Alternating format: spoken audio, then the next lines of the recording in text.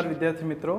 आजना लेक्चरनी अंदर આપણે વનસ્પતિ સંવર્ધન એટલે કે પ્લાન્ટ બ્રીડિંગ વિશે અભ્યાસ કરીશું કે વનસ્પતિની જાતો છે આપણે જોઈએ છીએ કે દિન પ્રતિદિન ખોરાકની બરાબર છે ઉત્પાદનની અંદર વધારો કરવો એ આપણી મુખ્ય સમસ્યા છે કારણ કે વસ્તી વધારો થાય છે એટલે ખોરાકની જરૂરિયાત પણ એટલી જ વધી રહી છે।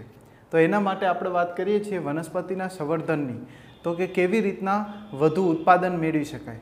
तो आ वधु उत्पादन मात्र इनफ है तो कि ना मात्र वधु उत्पादन पण जरूरी नहीं पण ए उत्पादन थयेले खोराक ए पोषणक्षम होवो जोईए। आ उपरांत कदाच वधु उत्पादन पण थशे पण ए रोग प्रतिरोधकता ना होय बराबर छे तो सामान्य रीतना विविध रोगोनो फैलावो पण करशे। तो एवी वनस्पति बराबर छे कि जे रोग प्रतिरोधकता वधु होय तो सामान्य रीते ऑटोमेटिक उत्पादन वधशे। तो आपणे एवी वनस्पतिने तैयार करवी ए मुख्य लक्ष्यांक है। तो केवी रीतना थाय छे एनी विषे आ लेक्चर में बात करिए तो कि वनस्पति संवर्धन वनस्पतिना जातिओनो इरादापूर्वक कुशल व्यवहार एटले शुं कहेवाय वनस्पति संवर्धन एटले के वनस्पति जातिओनो इरादापूर्वक थतो शुं तो कि कुशल व्यवहार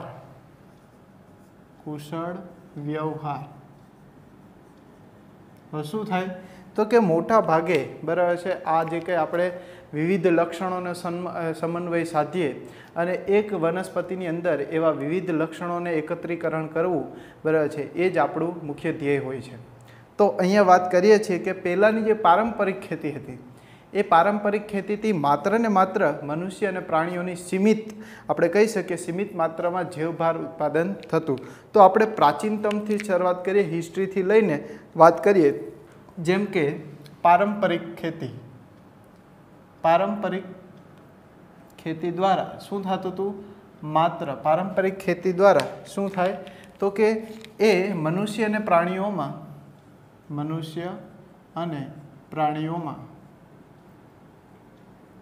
एक सीमित जैवभार उत्पादन करी शके सीमित जैवभार बराबर है उत्पादन करी शके। परंतु जो एमनी वधु पड़ती बराबर है ए रिक्वायरमेंट होय तो एना माटे नवी टेक्निको आधुनिक टेक्निकनो शुं करवो पड़े उपयोग करवो पड़े। एटले कि इच्छित वनस्पति मेळववी होय शुं होय इच्छित वनस्पति जो तमारे मेळवती होय तो कि इच्छित वनस्पति हवे ए वनस्पति केवी होय तो कि एक तो वधु सारू उत्पादन मेळवती होय बराबर है पोषणनी गुणवत्ता केवी होय तो गुणवत्तामां पण सारी होय अने रोग प्रतिरोधकता दर्शावती होय। तो एक तो शुं कीधुं आपणे वधु उत्पादन धरावती होय बराबर है। आ उपरांत उच्च पोषणक्षम मूल्य होय अने उच्च रोग प्रतिरोधकता दाखवती हो एवी वनस्पतिओनो उछेर करवो ए ज वनस्पति संवर्धननो मुख्य लक्ष्यांक पण कही शको। तो कि तमने पूछे वनस्पति संवर्धनना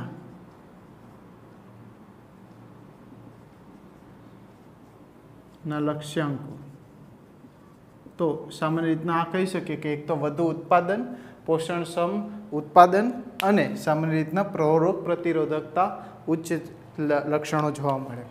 सामान्य रीतना पहलो फकरो है तमने टेक्स्टनी अंदर हिस्ट्री बात करी है कि मानव संस्कृति अंदर तमे ज्यारे बात करो तो कि आरंभ थी एटले कि हजारों वर्षों थी आ संकरणना कार्यक्रमों ए चालता रह्या छे बराबर है। बे सारी जातों ने भेगी करी अने नवी नवी संकरण जातों उत्पादन करेली है।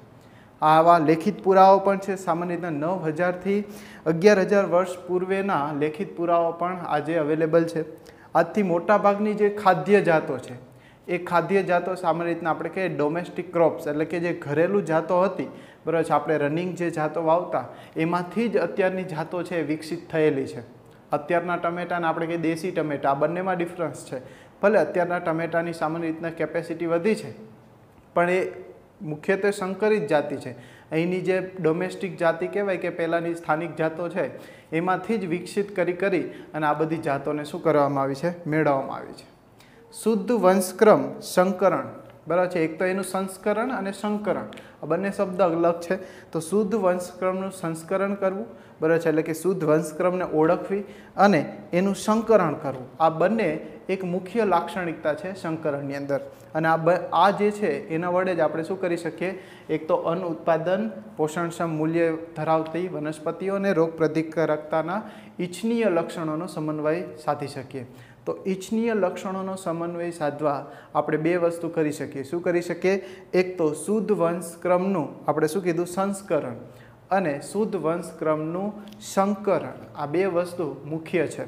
તો એના માટે આજકાલની અંદર જોઈએ તો જીનેટિક્સ, જનીન વિદ્યા છે, મોલેક્યુલર બાયોલોજી, આણ્વિક વિજ્ઞાન છે, આ બધાનો જેમ જેમ આવી શાખાઓનો વિકસિત થયો એમ પાક સંવર્ધનના ક્ષેત્રમાં પણ શું થઈ, હરિયાળી ક્રાંતિ પ્રેરાઈ, એટલે કે એવી નવી નવી જાતો વિકસાવાય। અને ખાસ કરીને પેશી સંવર્ધન ક્ષેત્રે ટિશ્યુ કલ્ચર જેને કહીએ છીએ એ ટેકનિકને લીધે તો આજે ઘણી બધી જાતો વિકસાવાય છે। અને એ જાતો એવી છે, બરાબર છે, કે જે સામાન્ય રીતના એમનો ઉછેર કરવો મુશ્કેલ છે, પણ આજે પેશી સંવર્ધનથી તૈયાર થયેલ છોડ એ બધી રીતના આપણે કહીએ ને કે ઉત્પાદન પણ સારું છે, ગમે તે આબોહવાની અંદર સેટ પણ થઈ જાય છે।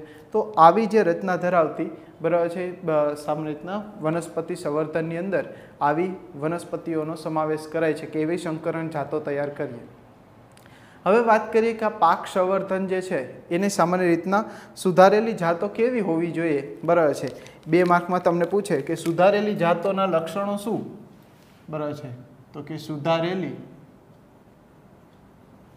જાતોના લક્ષણો MCQમાં પણ આ પૂછી શકે, બરાબર છે। સુધારેલી જાતોના લક્ષણો કેવા હોય, તો કે જે સુધારેલી જાત છે, એક તો પેલું શું કીધું, પર્યાવરણીય તણાવ,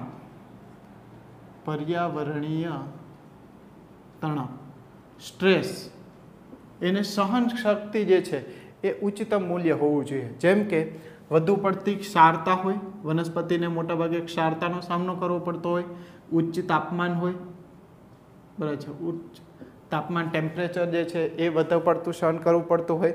આ ઉપરાંત શુષ્કતા, ઘણી વખત નબળી સિંચાઈ પદ્ધતિ હોય, બરાબર છે, પાણીની સગવડતા ના હોય, તો એ સિંચાઈ પદ્ધતિ, શુષ્કતા, આ બધાને જે છે આ ત્રણેય વસ્તુ માટે એની શું હોવી જોઈએ, સહનશીલતા હોવી જોઈએ। કે એવી વનસ્પતિ હોય કે જે ઓછા પાણીએ પણ થાય, એટલે કે નબળી સિંચાઈ પદ્ધતિ હોય તો પણ એને સહન કરી શકે, નહીતર પાક જે છે ફેલ જાય। આ ઉપરાંત ઉચ્ચ ટેમ્પરેચર, જેમ કે આપણે જોઈએ છીએ દિન પ્રતિદિન ગ્રીન હાઉસ વાયુને લીધે, બરાબર છે, દિવસે ને દિવસે ટેમ્પરેચર વધતું જાય છે, તો એની સાપેક્ષે આપણે એવો પાક તૈયાર કરી શકીએ કે જે ઉચ્ચ ટેમ્પરેચર આવે તો પાક બળી ના જવો જોઈએ, એ સહન કરી શકે। આ ઉપરાંત જે છે જમીનની અંદર ક્ષારતાનું પ્રમાણ હોય તો પણ એ ટકી શકે। તો આવી વનસ્પતિ તૈયાર કરીએ, બરાબર છે, તો એ આપણા માટે શું છે, ફાયદારૂપ। એટલે પહેલું કીધું પર્યાવરણીય તણાવ જે છે એ સહન કરી શકવો જોઈએ। બીજું કીધું રોગકારકો, વિવિધ રોગકારકો સામે એ પ્રતિરોધકતા દાખવતો હોવો જોઈએ, બરાબર છે। જેમ કે બેક્ટેરિયા છે, સામાન્ય રીતના આપણને ખબર છે બેક્ટેરિયા, ફૂગ, વાયરસ, બરાબર છે, આ બધા જે છે એ વનસ્પતિને પણ અસર કરે છે। તો વનસ્પતિજન્ય રોગો છે એની સાપેક્ષે એ સહન કરી શકે અને એમની સામે લડી શકનાર હોવો જોઈએ। તો એવી પ્રતિરોધકતા હોય કે એમને સામાન્ય રીતના કોઈ બેક્ટેરિયા, ફૂગ એ રોગ ફેલાવી શકે નહીં। ત્યારબાદ કીટકો પ્રત્યે, ત્રીજું જોઈએ પેસ્ટ જેને કહે છે, કીટકો પ્રત્યે, બરાબર છે, સામાન્ય રીતના એવા કીટકો જે છે એની સહન ક્ષમતા માં વધારો થવો જોઈએ। એટલે કે જે પેસ્ટ છે, બરાબર છે, કીટકો એટલે કે જેને પેસ્ટ કહીએ છીએ, તો આ પેસ્ટ છે, પેસ્ટિસાઇડ્સ જેના માટે વપરાય છે, તો આ પેસ્ટની સામે શું કરવું જોઈએ, એ વધુ પડતી સહનશીલતા દાખવવી જોઈએ કે સામાન્ય કીટકો દ્વારા એને નુકસાન કરી શકે નહીં। જેમ કે આપણે એક એક્ઝામ્પલ જોઈશું તમે બાયોટેકનોલોજીની અંદર, RNA ઇન્ટરફિયરન્સ, બરાબર છે, તો એક પ્રકારની ટેકનિક છે, બરાબર છે, જેના દ્વારા શું થાય કે સૂત્રકૃમિઓ જે છે એ પાકને નુકસાન કરી શકતા નથી। એવી રીતના બીટી કોટન છે, બરાબર છે, અત્યારે બીટી આપણે સાંભળતા હોય કે બીટી કપાસ છે, બીટી રીંગણ છે, આવું બધું બીટી સાંભળતા હોય, તો આ બીટી છે એ સામાન્ય રીતના કીટ પ્રત્યે, કીટકો જે છે એ એના બોલવર્મ્સ, કપાસની અંદર ઝીંડવા હોય ને એ ઝીંડવાને નુકસાન કરી શકતું નથી, નકર એ શું કરે સામાન્ય રીતના એને નુકસાન કરતા એટલે કે એમને ખાઈ જાય છે. તો આ સામાન્ય રીતના ખાતા નથી, પર્ણોને ખાઈ ભેગા જ એનું મૃત્યુ થઈ જાય. તો આવી જે છે જીનેટિક્સ જે છે આજની ટેકનિકોને લીધે આવો ફેરફાર કરી શકીએ છીએ. તો હવે આપણે અહીંયા મુખ્યત્વે 5 મુદ્દાઓ તમારે ખાસ બરાબર છે આ ક્વેશ્ચનની અંદર યાદ રાખવાના છે અને એની આખી પ્રોસિજર છે બરાબર છે એને આપણે અહીંયા વાત કરીશું. તો કે પાક સંવર્ધન માટે બરાબર છે પાક સંવર્ધિત જાતિના નિર્માણ માટેના તબક્કા. તો આપણે વાત કરીએ પાક સંવર્ધન જાતિ માટેના તબક્કા. હવે આપણે જોઈશું કેવી રીતના પાક સંવર્ધન કરી શકીએ. તો આપણે વાત કરીએ પાક સંવર્ધન માટેના તબક્કા. જેમ કે પહેલો તબક્કો છે પાક સંવર્ધન માટેના તબક્કા.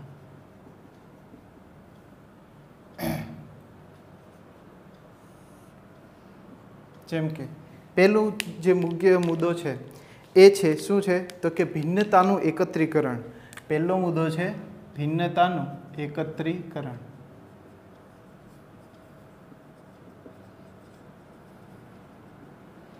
તો આના વિશે આપણે વાત કરીએ ભિન્નતાનું એકત્રીકરણ. હવે આપણને ખ્યાલ હોય કે અત્યારની જે વેરાયટી છે એ સામાન્ય રીતના કમ્પેરિઝનમાં ભિન્નતા છે, અત્યારે ડિફરન્સ છે, તે કેવી રીતના ખબર પડે કે આ ભિન્નતા છે. તો તમે જંગલની અંદર જાઓ બરાબર છે ત્યાં પણ કપાસ ઉગે છે અને આપણા ખેડૂત જે છે વાવે છે એ પણ કપાસ છે, પણ બંને વચ્ચે બંનેને સાથે રાખો તો ખ્યાલ પડશે કે પહેલાં જે જંગલ છે એની અંદર રૂનું પ્રમાણ જુઓ કેટલું છે અને અત્યારના આપણા જે સંવર્ધન કરેલા જે છે બીટી કપાસ છે એનું જુઓ તો રૂ કેટલું છે. ઓમાં રૂ છે એ સામાન્ય રીતના બહુ જ માઇનોર, સામાન્ય રીતના રૂ જોવા જ નથી મળતો એવું કહી શકીએ, વાઇલ્ડ પ્રજાતિ. તો એની સાપેક્ષે અત્યારની જે છે પ્રજાતિ જુઓ તો એમની અંદર આટલું દોથા મોટે રૂ આવે છે. તો આ રૂ બંનેની કમ્પેરિઝનથી થાય તો ઓરિજિનલ સોર્સિસ કયો હતો? જંગલી વેરાયટી. તો સામાન્ય રીતના સંવર્ધન કાર્યક્રમ જે છે આ વનસ્પતિ સંવર્ધન એનો મુખ્ય આધાર છે એ જનીનિક ભિન્નતા ઉપર રહેલો છે. તો આપણે કહી શકીએ શું તો કે સંવર્ધનનો મુખ્ય આધાર એ કેની ઉપર છે તો કે જનીનિક ભિન્નતા ઉપર છે. જનીનિક ભિન્નતા ઉપર છે. આ જનીનિક ભિન્નતા એ આપણે કીધું કે ક્યાંથી મળી આવશે તો કે આ જનીનિક ભિન્નતા એ સામાન્ય રીતના વનસ્પતિની વાઇલ્ડ પ્રજાતિ એટલે કે જંગલી પ્રજાતિ, જંગલી જાતો છે, જાતમાંથી આ જે છે એની કમ્પેરિઝન મળે છે. એટલે કે વાઇલ્ડ વેરાયટી છે એની સાપેક્ષે અત્યારે જે સંકરિત થતી જંગલની અંદર જે વનસ્પતિ ઉગે છે મનુષ્યએ પ્રાચીન કાળથી એમાંથી ધીરે ધીરે સંકરિત કરી અને આજના ક્ષેત્રની અંદર કંઈક ફેરફાર કરેલો છે. તો એ વાઇલ્ડ પ્રજાતિ બરાબર છે જંગલી સંબંધિત પ્રજાતિઓ સાથે તમે એમને પ્રાપ્ત કરી શકો. તો એ જંગલી પ્રજાતિ છે એમનું જનન રસ છે એનું એકત્રીકરણ કરવું. શું કરવું? જનન રસ બરાબર છે એનો સંગ્રહ કરવો અને એનું એકત્રીકરણ કરવું, જેને જર્મ પ્લાઝમ કલેક્શન તરીકે પણ ઓળખવામાં આવે છે. Germplasm collection. આપણે બહુ એવું બધું અત્યારે તમે જુઓ કે આપણે એટલું સંકરિત જાતિ કરી દઈએ સંકરિત કે ઓરિજિનલ સોર્સ શું છે ને એ ખબર નથી. અત્યારે ઓરિજિનલ જે આપણે ટમેટાનો જે સ્વાદ હતો એ અત્યારના ટમેટામાં છે નહીં. તો આમ ધીરે ધીરે વધુ પડતા સંકરણથી આપણે ઘણા લક્ષણોને ગુમાવી પણ બેઠા છીએ. ઓરિજિનલ છે તો અત્યારે સરકાર હવે ધીરે ધીરે એવું કે ઓરિજિનલ જે સોર્સિસ છે એના બિયારણ છે બરાબર છે. તો આ જનન રસ સંગ્રહ કેવી રીતના થાય તો જે તે વનસ્પતિ હોય કાં તો એમના બીજ છે એનો સંગ્રહ કરવામાં આવેલો હોય. ઘણા ન હોય કે આપણે ખેડૂતો છે ઘણા વર્ષોથી એને સાચવતા જતા હોય, એના ઓરિજિનલ સોર્સિસ જે બિયારણ છે એને વાવતા જતા હોય ને એની જે છે પેઢી દર પેઢી એને કલેક્શન કરતા હોય. તો આને જર્મ પ્લાઝમ કલેક્શન તરીકે ઓળખવામાં આવે છે. તો પાકોમાં જોવા મળતા બધા જનીનોના વૈકલ્પિક કારકો બરાબર છે એના શું કરવામાં આવે છે? સંગ્રહણ કરવામાં આવે છે, જેને જર્મ પ્લાઝમ કલેક્શન તરીકે ઓળખવામાં આવે છે. તો વસ્તીમાં પ્રાકૃતિક જનીનની પ્રાપ્યતા માટે અપેક્ષિત છે. શું કીધું?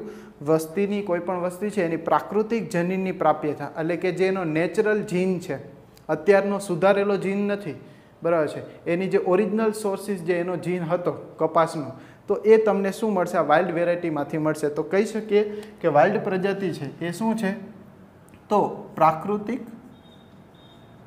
બરાબર છે. તો પ્રાકૃતિક જનીન બરાબર છે વસ્તીની અંદર આપણે લખશું વસ્તીમાં પ્રાકૃતિક જનીનની પ્રાપ્યતા એ સામાન્ય રીતના આપણને જે છે એ પ્રાપ્યતા માટે અપેક્ષિત છે કોણ? તો કે એ કોણ છે? તો કે આ જંગલી પ્રજાતિ બરાબર છે, જંગલી જાત બરાબર છે, જે વસ્તીમાં ઓરિજિનલ જે કહેવાય જીન જેમાં કોઈ ચેન્જીસ થયેલો નથી, તો એ તમને અત્યારે ક્યાંથી મળશે? તો એની જંગલની અંદર વાઇલ્ડ વેરાયટી જે ઉગે છે કોઈક આપણે સંવર્ધન દ્વારા ફેરફાર કરેલો નથી, તો એમાંથી તમને આ પ્રાકૃતિક ઓરિજિનલ જીન્સ તમને મળી શકે છે. ત્યારબાદ બીજું જે છે, હવે આપણે પહેલી વસ્તુ કીધું, શું કીધું? તો કે ભિન્નતાનું એકત્રીકરણ બરાબર છે, એટલે કે આપણે વેરિએશન જોવું છે કે ઓરિજિનલ સોર્સિસ કયા છે, એટલે તો ખબર કેમ પડશે કે આ સંકરિત છે? તો એની ઓરિજિનલ વેરાયટી જૂનું પાછું લેવાનું. તો પહેલાં ભિન્નતાના એકત્રીકરણ માટે આપણે શું લીધું કે વાઇલ્ડ પ્રજાતિ એની ગોતી.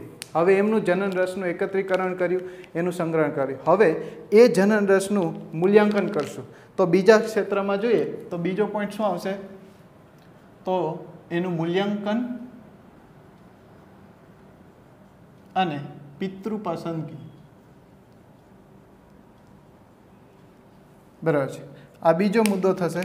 તો કે જે કંઈ આપણે જનન રસનું એકત્રીકરણ કર્યું છે બરાબર છે, એ જનન રસનું એકત્રીકરણ કરી બરાબર છે, મૂલ્યાંકન કરી, અને એ મૂલ્યાંકન કરીશું તો શું ખબર પડશે કે જે ઇચ્છનીય લક્ષણો છે, આપણે કયા લક્ષણો જોઈએ છે, તો એનું એકત્રીકરણ થશે અને એની ઉપરથી ખબર પડશે કે આપણે કયા સંકરણ માટે કયા પિતૃને લેવા. તો અહીંયા બે વસ્તુ કરવાની છે. તો એનું જનન રસનું મૂલ્યાંકન કરવાનું છે. તો ઇચ્છનીય લક્ષણોનો સમન્વય ધરાવતી વનસ્પતિને ઓળખી શકાય. શું કીધું? જનન રસનું મૂલ્યાંકન, તો કે ઇચ્છનીય લક્ષણોનો સમન્વય ધરાવતી વનસ્પતિને ઓળખી શકાય. ઓળખવા માટે અને આની ઓળખાણ માટે આપણે શું જોઈએ? જનન રસનું મૂલ્યાંકન કરવું જરૂરી છે. તો કેનું મૂલ્યાંકન કર્યું છે? તો આપણે યાદ રાખશું જનન રસનું બરાબર છે. તો જનન રસનું મૂલ્યાંકન કરવાનું. આ મૂલ્યાંકન થઈ ગયું. હવે શું થયું? તો કે આપણને પસંદગી મળી ઇચ્છનીય લક્ષણો, કે આ ભાઈ ઇચ્છનીય લક્ષણો છે. તો પસંદગી કરેલ વનસ્પતિનું પછી શું કરવાનું છે? બહુગુણન કરી એનું જે ઉપયોગ કરી એનું આપણે શું કરીએ? સંકરણ માટે બિયારણ લઈશું અને ઇચ્છનીય શુદ્ધ સંતતિ શું થાય? આનાથી ઉત્પન્ન થશે. તો મૂલ્યાંકન કરી પિતૃઓની પસંદગી. તો પસંદ કરેલા આ જનન રસનું એક જે છે મૂલ્યાંકન થયું એટલે શું થયું? ઇચ્છનીય લક્ષણો ધરાવતા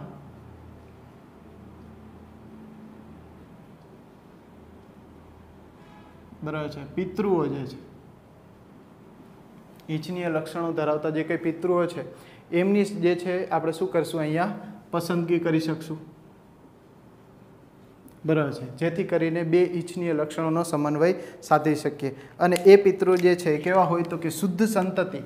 આ જે છે આપણને શુદ્ધ સંતતિ પ્રાપ્ત થાય. શુદ્ધ સંતતિ એની શું થાય? પ્રાપ્તિ થાય. તો કે ઇચ્છનીય લક્ષણો ધરાવતી શુદ્ધ સંતતિની પ્રાપ્તિ એ પણ આ બીજું સ્ટેપ છે. તો આપણે પહેલું શું સ્ટેપ લીધું? એક તો ભિન્નતાનું એકત્રીકરણ માટે વાઇલ્ડ પ્રજાતિ લીધી. એ વાઇલ્ડ પ્રજાતિનું જનન રસનું એકત્રીકરણ કરી એને બરાબર છે ક્રોપની અંદર જે કે આપણે ઉછેર કરીએ અને એનામાંથી શું ખબર પડે કે આ શુદ્ધ જાત છે, આ અશુદ્ધ જાત છે. જેમ કે ઊંચા છોડ છે અને નીચા છોડ છે, તો ઊંચા છોડને આપણે કલેક્શન કરતા જઈએ બરાબર છે, અને એને શું કરીએ? બહુગુણન કરીએ. તો અહીંયા બહુગુણન શબ્દ પણ ખાસ યાદ રાખીશું. પસંદ કરેલી, આ સ્ટેપમાં પસંદ કરેલી જે વનસ્પતિ છે એનું બહુગુણન થાય. બહુગુણન શા માટે થાય? તો કે એને સંકરણમાં ઉપયોગ લેવાય, સંકરણમાં ઉપયોગી થાય બરાબર છે. તો આ બીજું સ્ટેપ થયું મૂલ્યાંકન અને પિતૃની પસંદગી થઈ. હવે ત્રીજા સ્ટેપની અંદર જોઈએ શું કીધું? તો કે ત્રીજા સ્ટેપમાં પસંદ કરેલ પિતૃ છે એની વચ્ચે શું કરવાનું છે? સંકરણ. તો હવે મુખ્ય પાર્ટ આવ્યો આપણો બરાબર છે સંકરણ, એટલે કે પસંદ કરેલા પિતૃઓ વચ્ચે સંકરણ. પિતૃઓ વચ્ચે બરાબર છે સંકરણ કરાવવાના છે. તો જેમ કે પસંદ કરેલા પિતૃઓ વચ્ચે સંકરણ બરાબર છે એની વાત કરીએ તો શું થશે? સામાન્ય રીતના જે તે વનસ્પતિ છે એની સામાન્ય રીતના ઈચ્છનીય લક્ષણો આપણે એકત્રીકરણ કરીએ તો બે ભિન્ન પિતૃઓ લીધા છે આપણે અહીંયા ઈચ્છિત લક્ષણોનો સમન્વય. હવે બે વનસ્પતિ અલગ છે તો બે ભિન્ન પિતૃ છે. જેમ કે એક પિતૃ એવા છે કે જેમાં પોષણ મૂલ્ય ઉચ્ચ પ્રોટીન ધરાવે છે. ઉદાહરણ તરીકે લઈએ કે ઉચ્ચ પ્રોટીન મૂલ્ય ધરાવે છે. જ્યારે બીજો પિતૃ એવું છે કે એમાં ઉચ્ચ રોગ પ્રતિરાધકતા ધરાવે છે. તો આ બંને મૂલ્યો જે છે એને આપણે શું કહીએ સંકરણ દ્વારા બરાબર છે એકત્રીકરણ કરીએ અને એના માટે શું કરવામાં આવશે તો કે પરસંકરણ કરવામાં આવશે. પરસંકરણ જેને આપણે ક્રોસ કહેતા હતા, ક્રોસ બ્રીડિંગ કરીએ બરાબર છે. અને આવી રીતના પરસંકરણ કરાવી અને જે છે એક જ વનસ્પતિમાં બંને લક્ષણો ભેગા કરીએ છીએ. આનાથી શું થાય? એક જ વનસ્પતિમાં બંને લક્ષણો ભેગા થાય બરાબર છે. હવે આપણે કીધું કે આ પિતૃની પસંદગી કરી એની સંકરણ કર્યું તો એક જ વનસ્પતિમાં બે લક્ષણ મળી ગયા. તો આ શું ઇઝી છે? એમને મળી જશે એકવાર કર્યું ને વાહ બેયને ભેગા કર્યું ને લક્ષણ મળી ગયા, એવું થતું નથી. તો આના ડ્રોબેક પણ છે. શું છે તો કે આની પ્રક્રિયા બરાબર છે. આ પ્રક્રિયા છે એક તો શું છે બહુ કંટાળાજનક છે, લોંગ પ્રોસેસ છે. તમને એક વખત સંકરણ કરવાથી સીધું જ આ લક્ષણ પ્રાપ્ત થશે નહીં. તો કે સામાન્ય રીતના પ્રક્રિયા શું કરવામાં આવે તો કે નરની પરાગરજ હોય, નરની પરાગરજ છે, પરાગરજ નહીં માદા જે છે અન્ય જે માદા છે વનસ્પતિ માદાના પરાગાસન પર કૃત્રિમ રીતના શું કરે? સ્થાપિત કરે. હવે આ એક છોડ એક ફૂલમાં કરવા જાઓ તો આ જે શું છે એક તો બહુ સમય માગી લે, સમય માગે તેવી અને કંટાળાજનક પ્રોસિજર છે. કંટાળાજનક શું છે?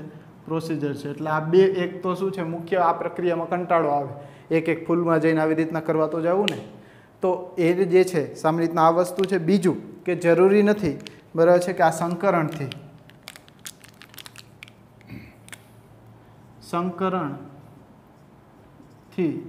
ઈચ્છનીય લક્ષણો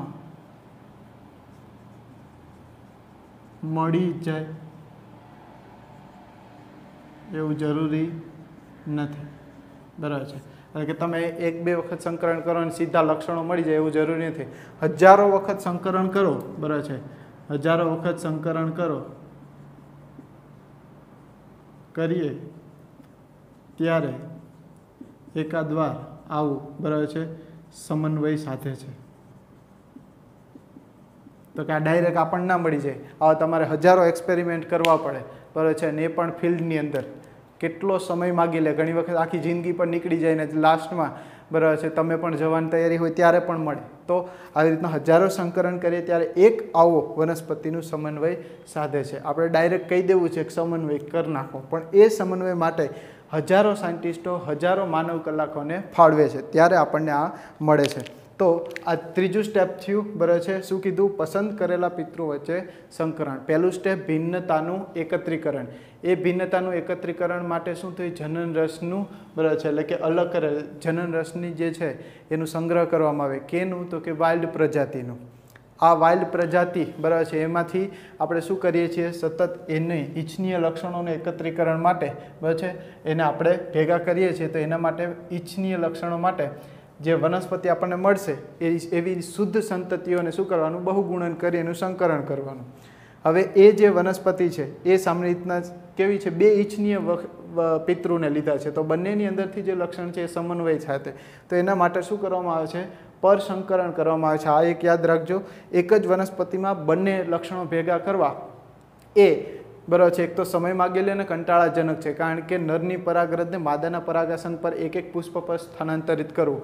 તો એ પણ જરૂરી નથી કે સંકરણથી ઈચ્છનીય લક્ષણો ભેગા થાય જ, હજારો સંકરણમાંથી માત્ર એક જ વનસ્પતિઓમાં બરાબર છે એક જ વખત પ્રયોગની અંદર તમને આવી સફળતા મળે છે. ત્યારબાદ વાત કરીએ, હવે માની લો કે આવો સમન્વય સાધી ગયો છે તો ચોથું સ્ટેપ છે ઉચ્ચ પુનઃ સંયોજિત જે એટલે કે રિકોમ્બિનન્ટ કહેવાય. આ જે છે બે લક્ષણોને ભેગા કર્યા તો ઉચ્ચ પુનઃ સંયોજિત જાતોની પસંદગી અને એનું પરીક્ષણ. તો ત્રીજું સ્ટેપ છે એને આપણે વાત કરીએ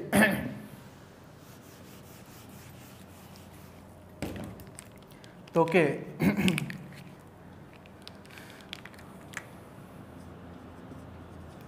ઉચ્ચ બરાબર છે જે લક્ષણો ધરાવતા ઈચ્છિત લક્ષણો ધરાવતા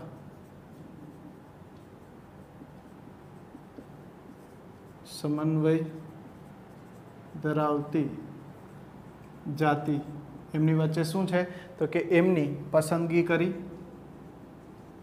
અને એનું પરીક્ષણ કરવું. બરાબર છે. હવે જે આ પરીક્ષણ કરવા માટે બરાબર છે કઈ વસ્તુ થાય છે તો કે આ ઇચ્છનીય લક્ષણો ભેગા થયા છે બરાબર છે એવી વનસ્પતિ સામાન્ય રીતે સંકરણના ઉદ્દેશ્યનું પ્રાપ્તિ માટે પસંદગી છે ને એ મુખ્ય છે. તમે કઈ વેરાયટી પસંદગી કરો છો એ જ અહીંયા મુખ્ય છે. માની લો કે એકાદો પણ છોડ એવો આવી જાય તો તમારા જે છે એક્સપેરિમેન્ટ એની અંદર વેરિએશન આવે. તો ઇચ્છનીય લક્ષણોનો સમન્વય સાધવા માટે તો કે સંકરણના ઉદ્દેશ્યની પ્રાપ્તિ માટે આપણે શું કરવું પડે? પહેલાં તો પસંદગી મુખ્ય છે. તો અહીંયા પસંદગી પહેલો જે છે મુદ્દો શું લખશું? પસંદગી કરવી સંકરણના ઉદ્દેશ્ય માટે. બરાબર છે. સંકરણના ઉદ્દેશ્ય માટે ની પ્રાપ્તિ માટે શું કરવું જોઈએ? તો એક તો પસંદગી મુખ્ય છે. પસંદગી એ મુખ્ય સ્ટેપ છે. પછી જેથી કરીને પસંદગી થાય તો ઇચ્છનીય લક્ષણોનો સમન્વય થાય. પણ પ્રાપ્ય વનસ્પતિ બંને પિતૃ એટલે કે તમને જે ઇચ્છનીય લક્ષણો પસંદગી કરો તો જે ઇચ્છનીય લક્ષણો મળશે એ બંને પિતૃઓમાંથી જે પ્રાપ્ય સંતતિ છે બરાબર છે એમાં આ ઇચ્છનીય લક્ષણો કેવા હશે? શ્રેષ્ઠ હશે. શ્રેષ્ઠ સંતતિ મળશે.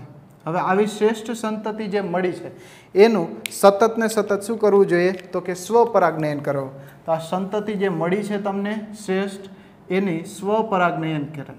સ્વપરાગનયન શું કામે સ્વપરાગનયન કરીએ? કે હવે જે કોમ્બિનેશન મળી ગયું એક વનસ્પતિમાં બે લક્ષણો મળી ગયા. હવે માની લો કે તમે પરસંકરણ કરશો તો ફરી પાછું ચેન્જ થઈ જાય. એક આપણે આગળ પણ વાત કરીએ એક વખતનું બહિર્સંકરણ થાય તો પણ ચેન્જીસ થઈ જાય. તો એવી રીતના હવે એનું સ્વપરાગનયન કરવું એકને એક વનસ્પતિ જેથી કરીને શું થાય એમની અંદર બરાબર છે. શા માટે સ્વપરાગનયન કરવું? તો કે જે તે વનસ્પતિ છે બરાબર છે જે આપણને શ્રેષ્ઠ સંતતિ મળી છે એવી વનસ્પતિની અંદર કોઈ વિયોજન ના થાય બરાબર છે વિસંયોજન ના થાય એટલે કે ફરી પાછા લક્ષણો બદલી ના જાય બરાબર છે. તો એના માટે બરાબર છે વિસંયોજન વિશ્લેષણ ખાસ કરીને લક્ષણોનું વિશ્લેષણ થાય બરાબર છે. જેમ કે બે ફરી પાછા અલગ જે છે પિતૃઓ મળશે તો ફરી પાછા નવા કેરેક્ટરિસ્ટિક પેદા થાય. તો એવું ના થાય એના માટે સતત સ્વપરાગનયન કરી અને જ્યાં સુધી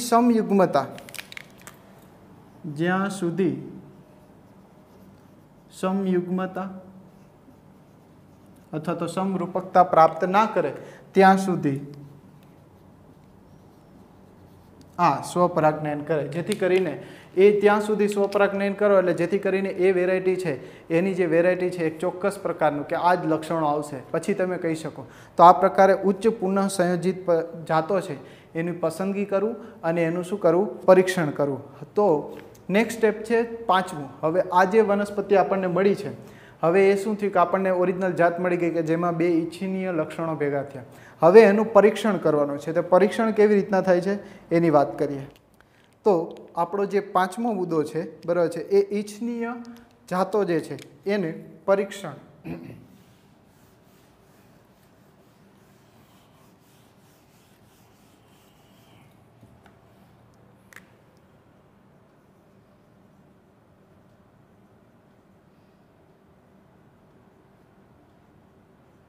એમનું પરીક્ષણ કરવું બરાબર છે.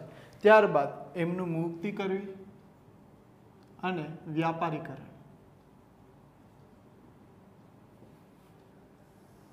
બરાબર છે.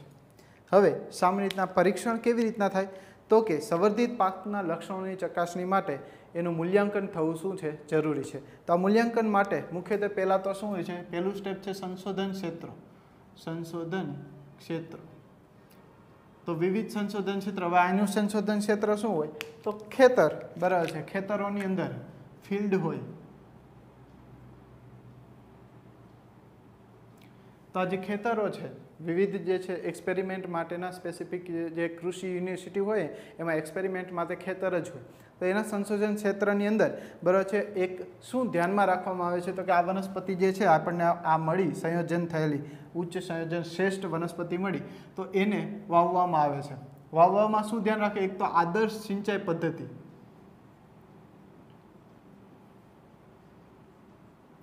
જેને પિયત કહીએ આપણે, એટલે કે એને જે ચોક્કસ વૈજ્ઞાનિક ઢબે બરાબર છે એનું મૂલ્યાંકન કરવામાં, એટલે કે એની સિંચાઈ પદ્ધતિ, પાણી જે છે એ કઈ રીતના આપવું એ વૈજ્ઞાનિક ઢબે હોય. બીજું એની જે ખાતર, બરાબર છે, ખાતર આપવું અને પાક જાળવણી કરવા માટેના જે કંઈ નિયમો હોય એને ફોલો કરી અને એમની ચકાસણી કરવામાં આવે છે. એટલે પહેલું જે છે સંશોધન ક્ષેત્રોની અંદર એમનું આ 3 પ્રકારે આદર્શ સિંચાઈ પદ્ધતિ, ખાતર અને પાક જાળવણી દ્વારા એનું શું કરવામાં આવે છે, એને વાવવામાં આવે છે. ત્યારબાદ જે વનસ્પતિ જે મળે છે બરાબર છે એનું પરીક્ષણ થાય. જે વનસ્પતિ મળી છે વનસ્પતિનું પરીક્ષણ. હવે વનસ્પતિનું પરીક્ષણ એટલે શું, તો કે એ વનસ્પતિ જે કૃષિ યુનિવર્સિટી હોય એ આખા દેશની અંદર બરાબર છે દેશના વિવિધ સ્થાનોએ, જેમ કે અહીંયા ગુજરાતની અંદર છે, દરેક સ્ટેટની અંદર બરાબર છે એના સેમ્પલ મોકલાય. તો દેશના વિવિધ પ્રદેશોમાં બરાબર છે એ પાકને એના જે બિયારણ છે એ મોકલવામાં આવે. ત્યાંના જે ખેડૂત છે એટલે કે સંવર્ધકો હોય એ ઓછામાં ઓછી 3 ઋતુ, ઓછામાં ઓછી કેટલી, 3 ઋતુ સુધી, જેમ કે આપણે અહીંયા ભારતની અંદર જોઈએ તો 3 ઋતુ, શિયાળો, ઉનાળો અને ચોમાસું, 3 ઋતુની અંદર અલગ અલગ રિઝલ્ટ તમને મળે. અને સામાન્ય રીતના એની જે છે પાક ઉછેરવામાં આવે. સામાન્ય રીતના દરેક પ્રદેશની જે છે ભૌગોલિક સ્થિતિ અલગ હોય, દરેકની માટીનું પ્રમાણ અલગ અલગ હોય. તો એ કન્ટેન્ટ મુજબ કયા પ્રદેશની અંદર બરાબર છે સૌથી સારામાં સારો પાક ઉત્પાદન થયા એ ડેટાનું શું કરવામાં આવે, વિશ્લેષણ કરવામાં આવે. એટલે આખા દેશની અંદર એમના બિયારણને વાવી બરાબર છે અને એના દ્વારા એનું શું કરવામાં આવે, સર્વેક્ષણ કરવામાં આવે. અને દરેક પ્રકારની કૃષિ આબોહવાકીય ફેરફારોની અંદર શું કરાય છે, કૃષિ આબોહવાકીય ક્ષેત્રોમાં એનો શું કરાય છે, ઉછેર કરાય. અને આ ઉછેરથી જે ડેટા મળશે બરાબર છે એની શું થાય, પાક તુલના થાય. શું થાય, પાક તુલના.